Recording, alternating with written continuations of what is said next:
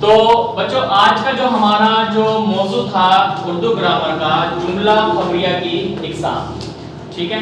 تو جملہ خبریہ کی کتنی اقسام ہیں؟ 2 اقسام ہیں، ایک ہے جملہ اسمیہ اور دوسرا ہے جملہ فعلیہ۔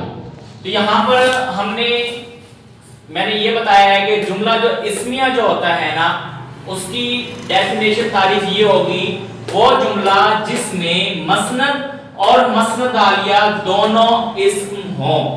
مثال کے طور پر سلیم ایک ہے، اس میں جو سلیم ہے نا وہ مسند عالیہ ہے، ٹھیک ہے، اور نیک جو ہے وہ مسند ہے۔ مطلب سلیم کے بارے میں بتایا گیا ہے نا کہ سلیم نیک ہے، تو نیک یہاں پر مسند ہے، اور نیک کون ہے؟ سلیم، تو وہ مسند عالیہ ہے۔ تو یہ جملہ خبریہ۔ پھر جملہ اسمیہ کے اجزاء کون کون سے ہیں؟ اس میں اسم یا مبتدا، متعلق خبر اور فعل ناقص۔ پھر ایک میں نے مثال اور یہاں پر دی ہے، جیسے اختر گھر میں موجود ہے۔ اب یہاں پر سب سے پہلے اختر کون ہے؟ اسم ہے، کیونکہ آپ نے اسم کی ڈیفینیشن بچپن سے کرتے ہوئے آئے ہیں کہ کسی بھی شخص، کسی بھی جگہ، کسی بھی چیز کے نام کو اسم کہتے ہیں یا مبتدا کہیں گے۔ تو یہاں پر اختر جو ہے نا یہاں پر اسم ہے، سمجھ میں آ گئی ہے؟ اور گھر میں اختر کہاں ہے؟ گھر میں، یہ متعلق خبر ہو گئی، اس کے متعلق خبر ہو گئی کہ وہ گھر میں ہے۔ تو یہاں پر جو موجود ہے یہ خبر ہے کہ گھر میں، یہاں پر گھر میں تو متعلق خبر ہوگی کہ اختر گھر میں، یہ متعلق موجود، یہ خبر کنفرم ہو گئی کہ وہ گھر میں موجود۔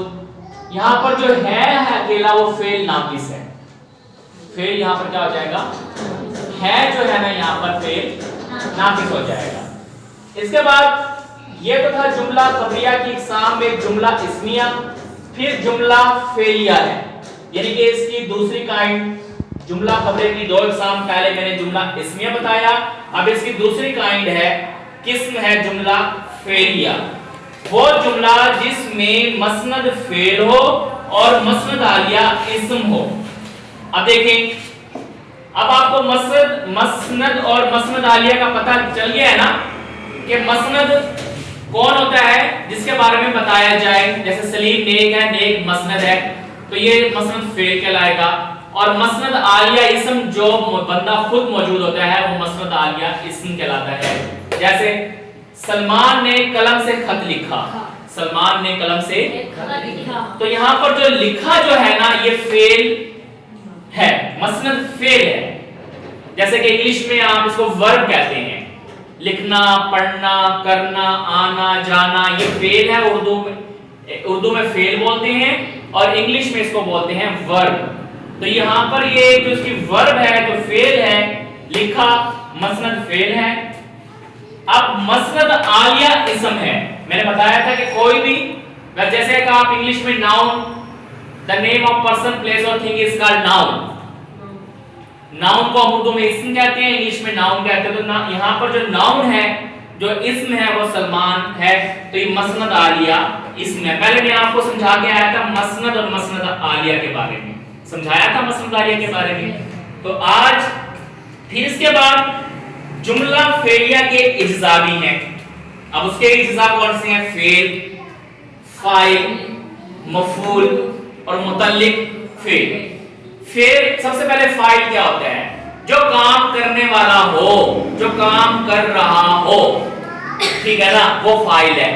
تو یہاں پر سلمان فاعل ہے، ٹھیک ہے، یہاں پر سلمان کیا ہے بیٹا؟ فاعل ہے۔ اس کے بعد جس پر کام ہو رہا ہو، جس پر کام ہو رہا ہو، سلمان نے قلم سے لکھا۔ اب قلم یہاں پر مفعول ہے، قلم یہاں پر کیا ہے؟ مفعول ہے۔ اور کسی کام کا کرنا، ہونا، سہنا زمانے کے لحاظ سے پایا جائے، سلمان نے قلم سے لکھا، اب جو لکھا ہے یہ آپ کا فعل ہے، ٹھیک ہے، اور متعلق فعل قلم سے، کس سے لکھا؟ تو متعلق فعل آپ کا بن جائے گا قلم سے لکھا۔